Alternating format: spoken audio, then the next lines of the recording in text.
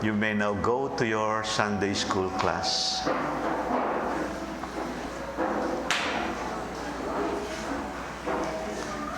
Sige po, bigyan lang natin ng kaunting oras.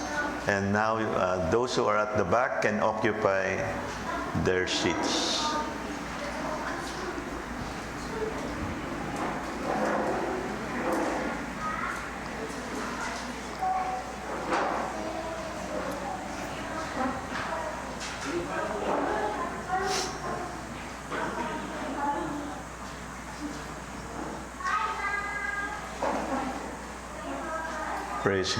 Praise God po. Praise God for our little children.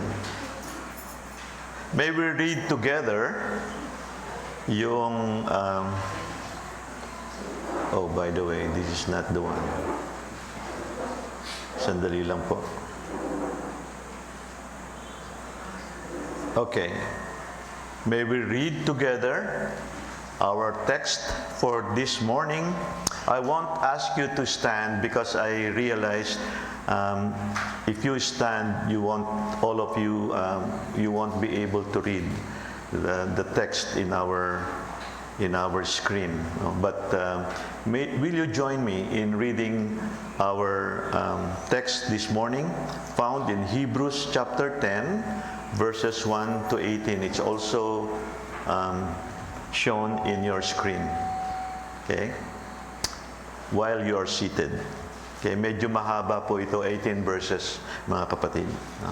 Hebrews chapter 10, verse 1. Let's begin. For since the law has but a shadow of the good things to come, instead of the true form of these realities, it can never, by the same sacrifices that are continually offered every year, make perfect those who draw near. Otherwise, would they not have ceased to be offered, since the worshippers, having once been cleansed, would no longer have any consciousness of sins? But in these sacrifices, there is a reminder of sins every year. For it is impossible for the blood of bulls and goats to take away sins. Verse 5, consequently, when Christ came into the world, he said, sacrifices and offerings you have not desired, but a body have you prepared for me. In burnt sacrifices and sin offerings you have taken no pleasure. Verse 7, then I said, behold, I have become to your will, O God, as it is written of me in the scroll of the book. When he said above, you have neither desired nor taken pleasure in sacrifices and offerings, and burnt offerings and sin offerings, these are offered according to the law. Then he added, behold, I have come to do your will. He does away with the first in order to establish the second.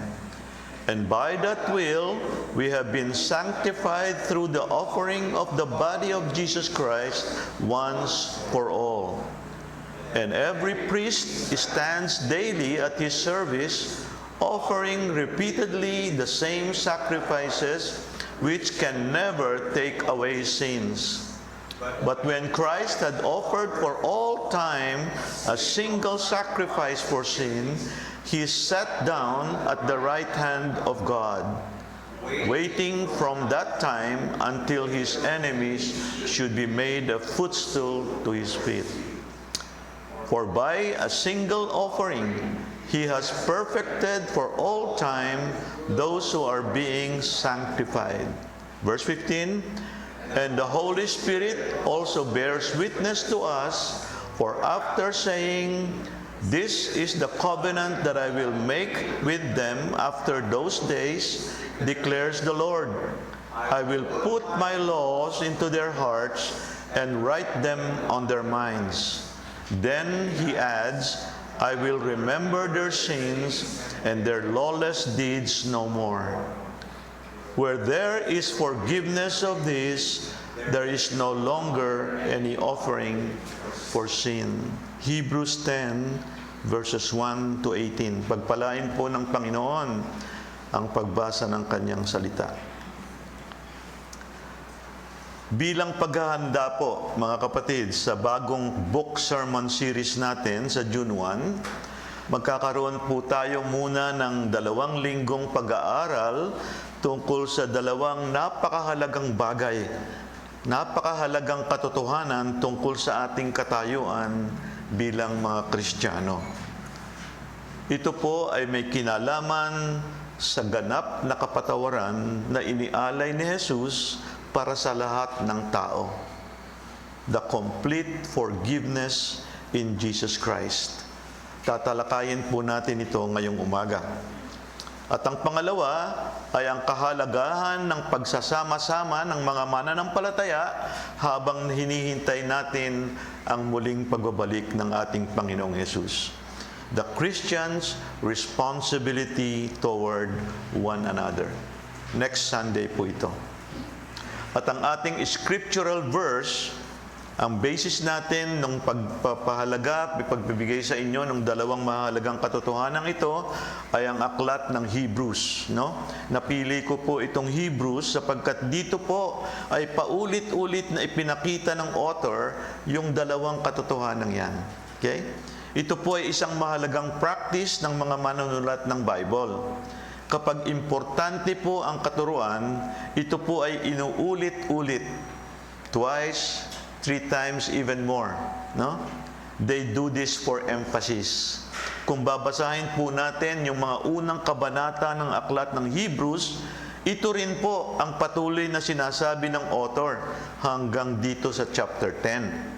Lahat po ng sinabi niya sa mga naunang kabanata noong chapter 1 hanggang chapter 9, even chapter 3 hanggang chapter 9, inuulit muli niya para sa ating kaunawaan. Ang tawag po dito sa pag-aaral ng ganitong klaseng literary genre is synonymous parallelism.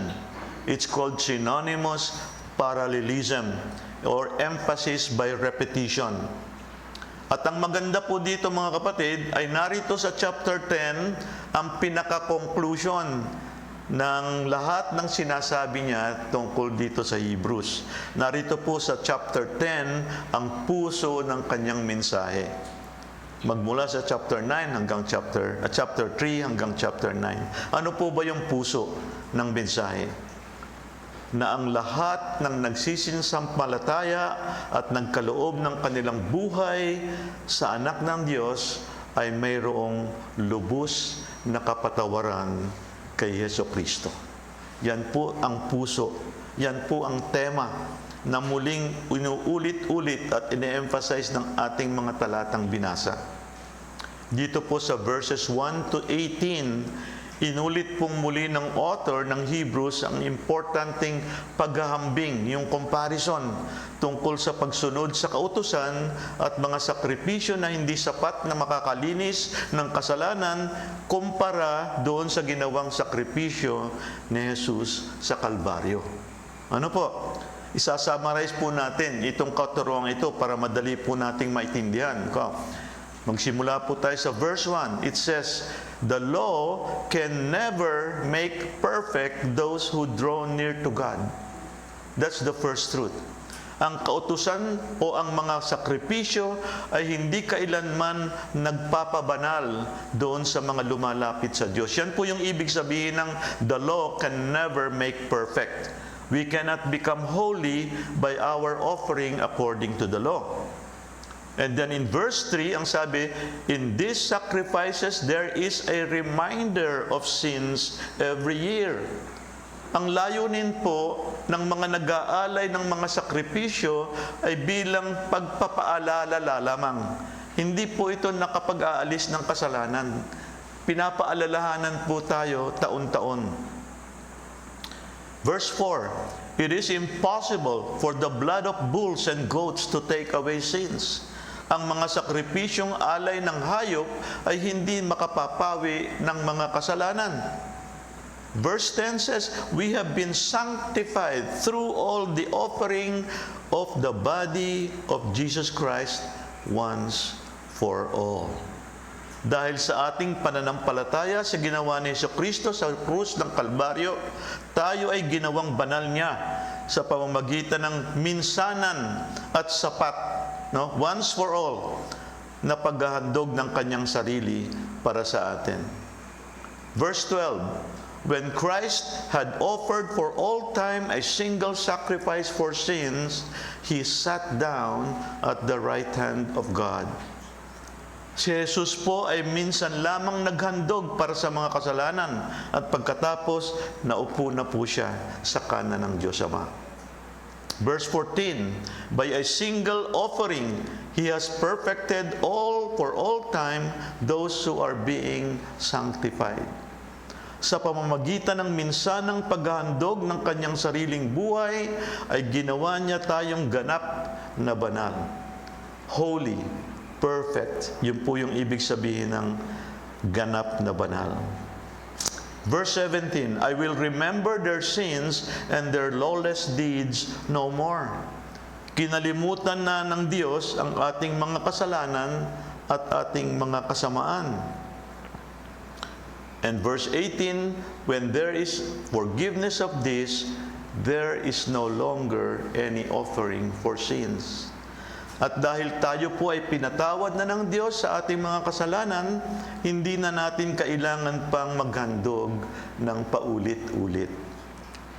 Lahat po ng mga talatang ito ay nagpapatunay ng isang malalim na katotohanan na sa pamamagitan ni Jesus, nakamtan natin ang isang lubos at ganap at minsanang pagpapatawad ng ating kasalanan noon, ngayon, at magpakailanman. Past, present, future. One lump sum absolution.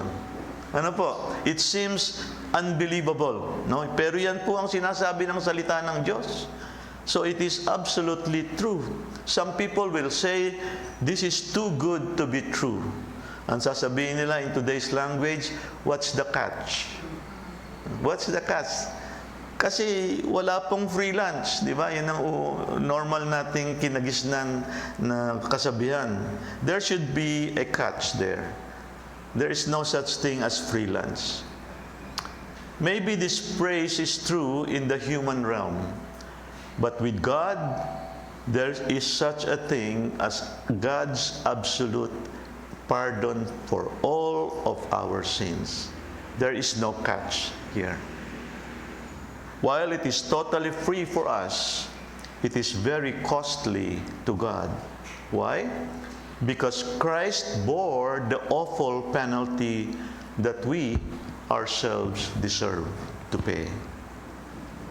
And before we move on to elaborate the text further, let me clarify this. When we talk about the total or complete forgiveness in Jesus Christ, we are talking here about our standing or our position before God in Christ. Okay? This means that for those of us who have surrendered our lives to the Lord Jesus Christ, even our worst sins do not take away our positional forgiveness as children of God. Okay? However, in our daily walk, when we sin, we need to confess our sins in order that we may receive what theologian says, forgiveness in God's family. Yan po yung ibig sabihin ng requirement that if we sin, even if we are already pardoned, even if we have total forgiveness, kailangan pa rin po nating mag-confess kasi meron pong kailangang forgiveness within God's family. Okay? Let me illustrate this to you by giving a practical example. My children enter my family through the natural birth. Okay? Our children enter our family through natural birth. Nothing that they do changes their standing as members of our family. Absolutely nothing. But if they sin against me or Mama Ching, they need to confess that sin and ask forgiveness so that our relationship will not be hindered. Tama po ba? Kailangan din pong ma-maintain yung relationship, and if that relationship is strained, our children or us, if we are the ones who are in error, should confess our sins to one another. In the same way, we maintain daily fellowship as God's children by confessing our sins and asking forgiveness to our Heavenly Father. And so even if, like Peter, no? You remember Peter? He failed the Lord badly. Not once, not twice, 3 times. His failure, however, did not disqualify him as a child of God. It is the same with us. Because of our position, our standing in God's family through the new birth, our failures do not remove us from the family of God. It doesn't.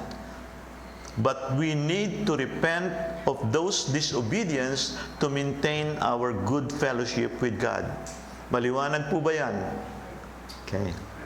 So, hahatiin po natin yung ating pag-aaral nitong 18 verses sa 4 na bahagi. Okay? Unang-una, ang mga sakripisyo at alay na galing sa kautusan ay walang kakayahang maglubos na mag-alis ng kasalanan at ng kaparusahang dulot nito. Yan po yung sinasabi ng verses 1 to 4. No?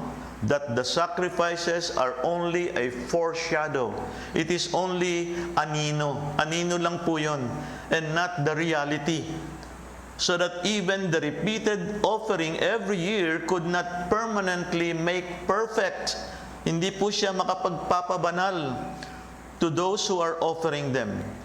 Otherwise, they would have ceased to be offered. Why? Kasi napatawad na. Because those who offered, having once been cleansed, would no longer have consciousness of sin. Dahil pinatawad na po siya, natanggal na po yung guilt. Right? There is no more guilt. Kapag sinabi pong nagpapabanal, ito po ay, ang nangangahulugan po ito ay isang lubos na paglilinis ng kasalanan. Kaya po, pag nalinis na, wala na po siya sa ating konsensya. Ano po? There is no more guilt kasi. The fact that every year, the people had to go through this ritual sacrifice again and again only showed that it had not completely removed their guilt. Guilty pa rin. They just put it off for another year. Pero guilty pa rin sila. Kita po ninyo? Ipinagpaliban lang po ng 1 taon. Pero andun pa rin po yung guilty conscience. Ito po yung sinasabi sa verse 3, that the law is only a reminder of sins every year. Nagpapagunita lang po ito ng ating mga kasalanan. Hindi po nakapaglilinis. No? Katatapos lang po nating magpaalala ng mahal na araw noong Abril, no? Just a month ago. Noong nakaraang buwan, nakita po natin kung paanong napakahirap ng maraming taong ginawa nila, yung mga kababayan natin, para malinis yung kanilang kasalanan.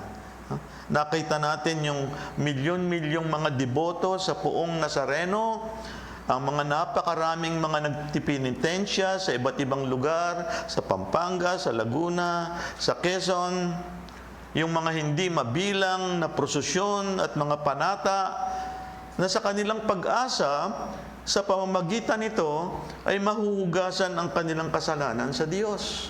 Ano po? But the guilt is still there.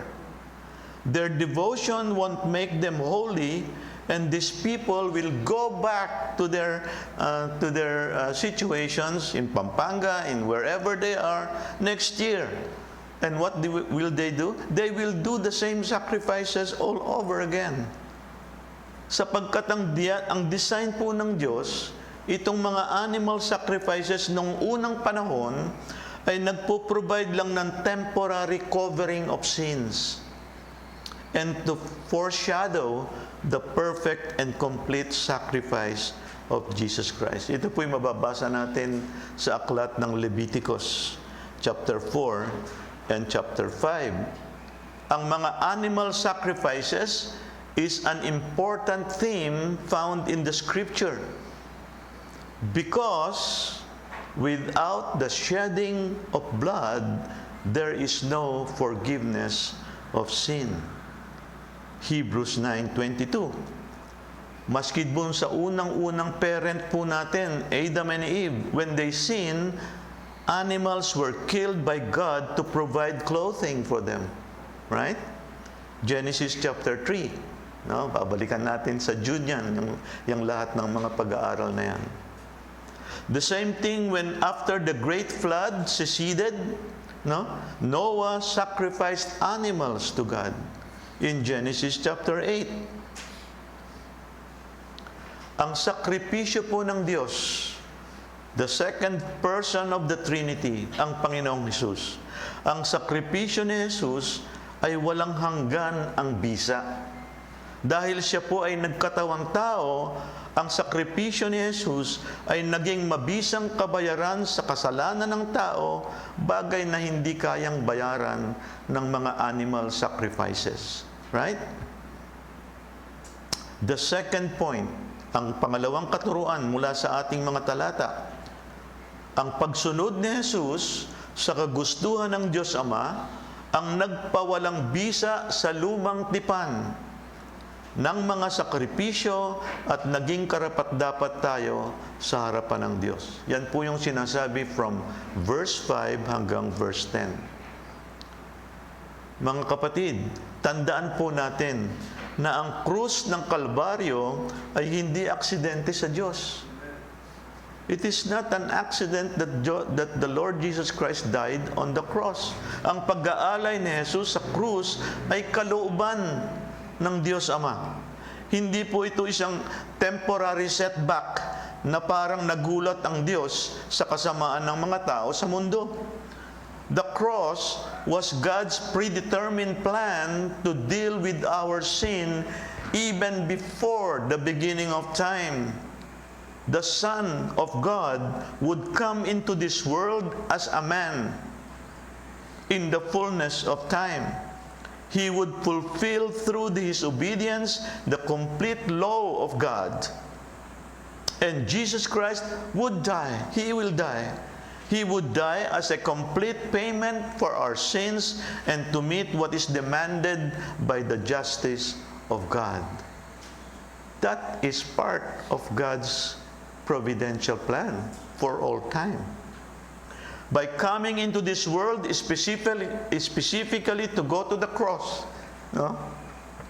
Marami po nagtatanong, why did Jesus come? He came to die. He came to die on the cross. And that is true.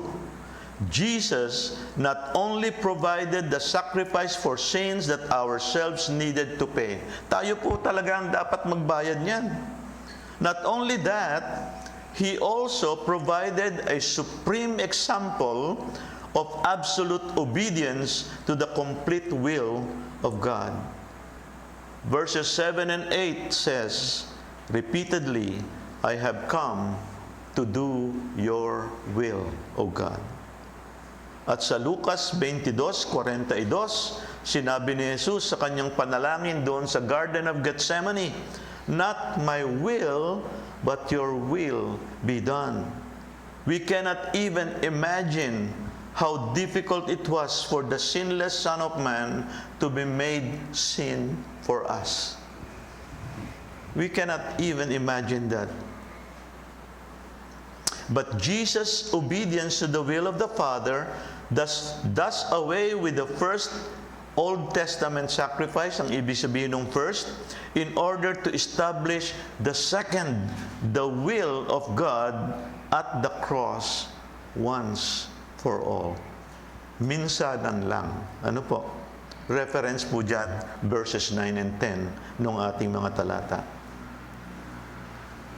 And God is not pleased when people go through the outward motions of worship. No? Yung mga sacrifices and offerings is not, it cannot delight God. If their hearts harbor sin that they are unwilling to forsake. No? In modern terms, mga kapatid, you can go to church and partake of communion, But if you are living in disobedience to God, or if you are covering some of your sins in your heart, God is not pleased with your worship. He is not. Kaya nga po ang punto ng sinasabi ng author sa kanyang original readers, the sacrifice of Christ on the cross permanently replaced the Old Testament sacrificial system. It does away the first, it completes the second. The cross supremely fulfilled and replaced that old system. Wala na pong dahilan na bumalik tayo sa dating gawa ng Old Testament. Like, there is not much point in spending all your time looking at the Facebook profile pic of your spouse when she is right there in front of your eyes, right? Hindi na. Bakit ka pa titingin doon sa profile pic ng FB? Eh, nandyan naman siya. Siya na mismo nandyan na, right? Wala na po. There is no reason to look at the shadow when the ultimate sacrifice on the cross has already been done. It is already finished. The Lamb is already on His throne. And this is the point of verse 10. And but by God's complete will, we have been sanctified through the offering of the body of Jesus Christ once for all. The phrase, have been sanctified, is a Greek perfect tense. Have been sanctified ay nangyari na at tuloy-tuloy na nangyayari. It signifies the past action that has resulted to an ongoing result. And by way of contrast with the often repeated Old Testament sacrifice, the one offering of Christ on the cross conveys to believers perfect standing before God for all time. Okay? Punta po tayo sa pangatlong punto. Ang pagkukulang ng lumang tipan ay nahayag sa paulit-ulit na sakripisyong ginagawa ng mga high priests, hindi gaya ng lubos at minsan ng sakripisyo ni Jesus. Makikita natin yan, verses 11 to 14. Doon po sa verse 14, ang sabi doon, and every priest stands daily at his service, offering repeatedly the same sacrifices which can never take away sins. Ikumpara natin yan sa verse 12. Ang sinabi ni Jesus, but when Christ had offered for all time a single sacrifice for sins, He sat down at the right hand of God. Mapifeel po ninyo yung futility of this comparison. Okay? What the priest was doing on a daily basis, he continues to stand. And next year, he will stand again. And the following year, he will stand again. Okay? It indicates that the work is unfinished. That is never done. On the contrary, the sitting down of the Lord Jesus indicates that His work of sacrifice is finished and that He has been exalted to the place of supreme honor. Okay? Makikita pa rin po natin na dinagdagan pa ng author yung contrast na ito by putting on a verse 13, ang sabi, at ngayong naghihintay siya roon hanggang sa lubusang pasukuin sa kanya ng Diyos ang kanyang mga kaaway. Did you see that? Sa English Standard Version po natin, waiting from the time until his enemies should be made a footstool to his feet. And this verse, mga kapatid, napaka-importante po nito. It was added to prove that the death of Jesus at the cross is not a sign of defeat. His death on the cross is victory. It's not a defeat.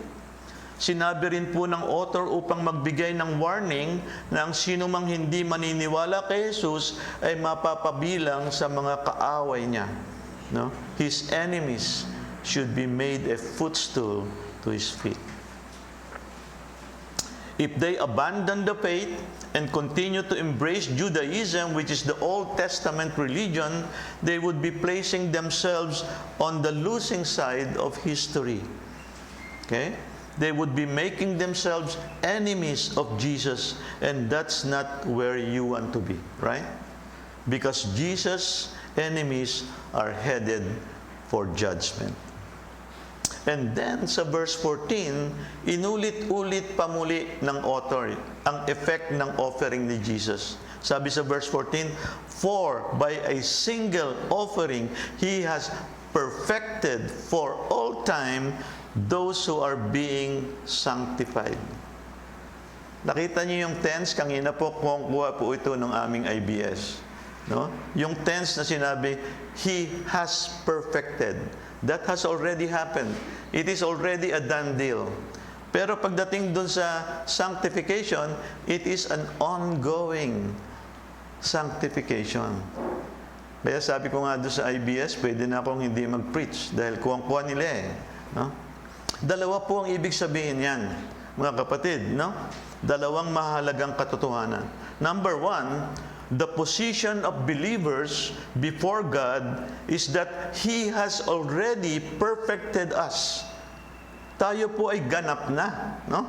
God has forgiven all of our sins through Christ's sacrifice, and He has imputed the perfect righteousness of Jesus Christ to us. This is the basis of our standing before God. We are already perfect, positionally speaking. Okay, but there's the second part. Believers must continually grow in holiness through the work and in deed, that they are being sanctified. No? Nagpapakaganap. No? At yun naman po ay hindi natin trabaho lang mag-isa. No? Ang Panginoon din po ang nagbibigay sa atin ng kalakasang magawa yan. That we are positionally sanctified already. Our position is granted instantly at the moment of saving faith. There is a point in time when we believe in the Lord Jesus Christ and surrendered our lives to Him.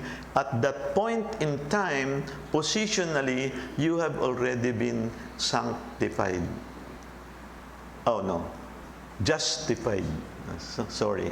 You are already justified. Pinakangganap. Okay? Kaya lang po, our practice is still being worked out over a lifetime of growth in obedience. If there is no growth in holiness, we should question whether the person has actually been perfected positionally. No?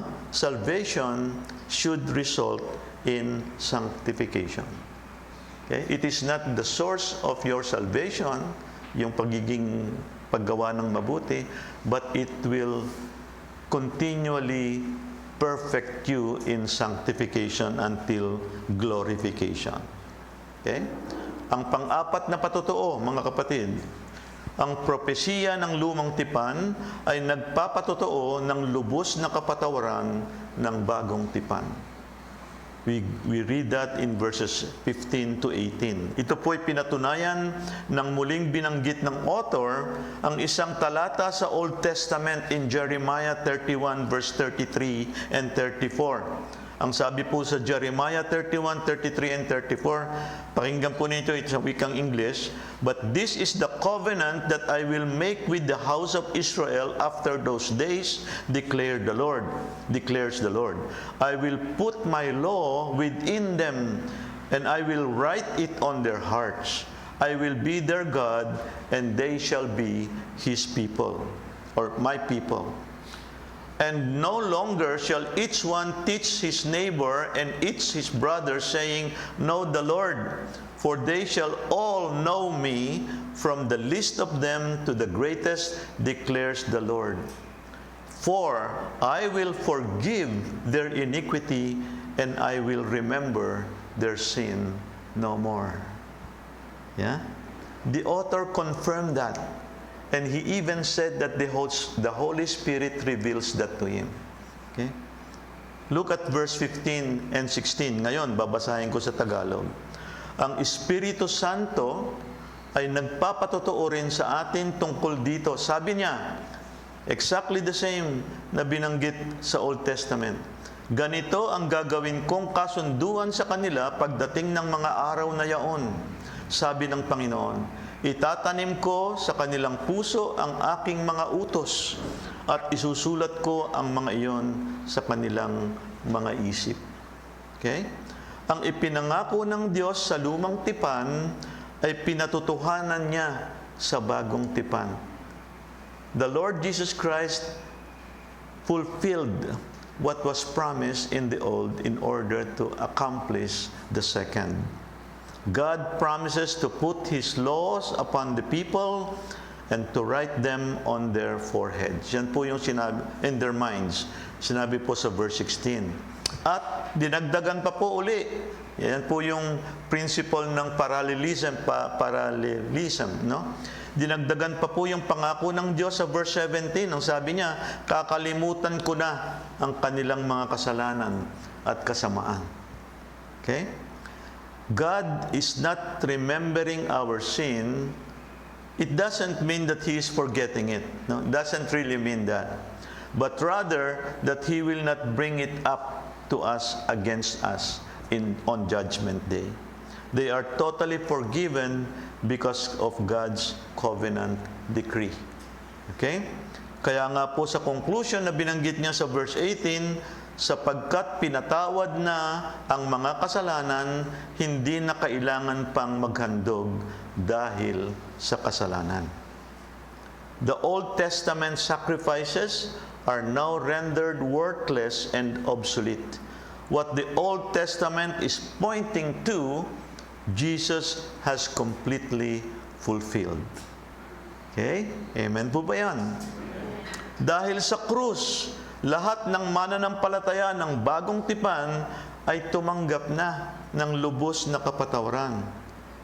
And if you have already received total forgiveness in Christ, why would you go back to a system that could never provide that? Right?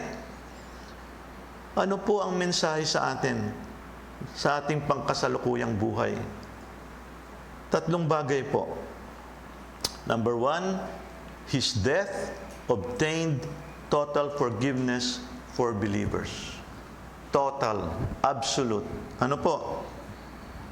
Number two, His death sanctified us once for all. Minsanan, wala nang bawian, wala nang laglagan. Okay? Pag tumanggap na po tayo sa Panginoon, pinatawad po tayo, yung talagang taus-puso nating paghingi ng kapatawaran at pagtanggap kay Jesus bilang ating Panginoon at sariling tagapagligtas, we are already absolutely pardoned. Okay? Wala nang bawian. No? And then number three, His death completely takes away the guilt of our sins. Wala na pong guilt. Okay?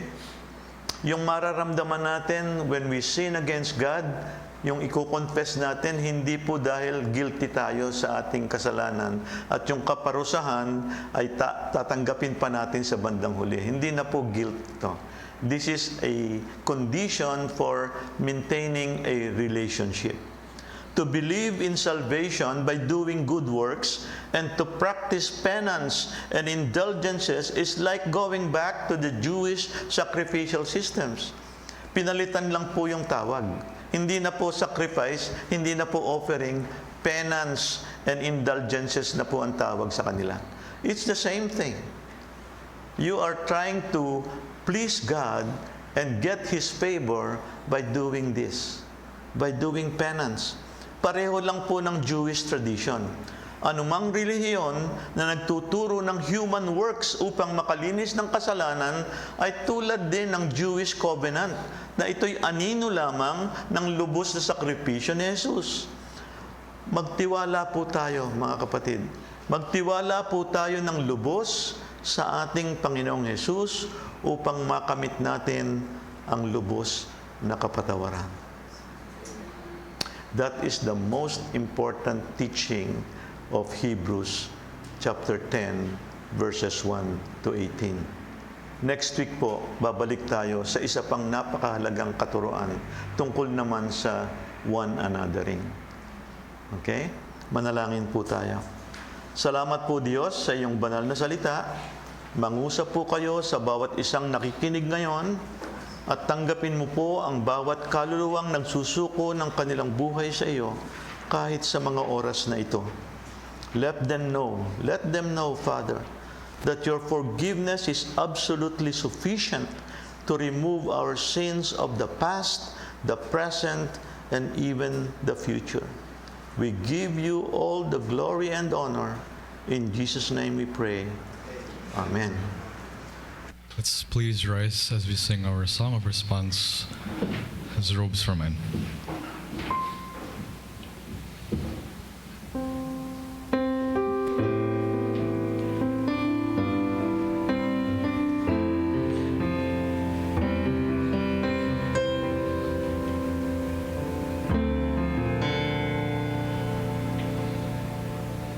Sorry.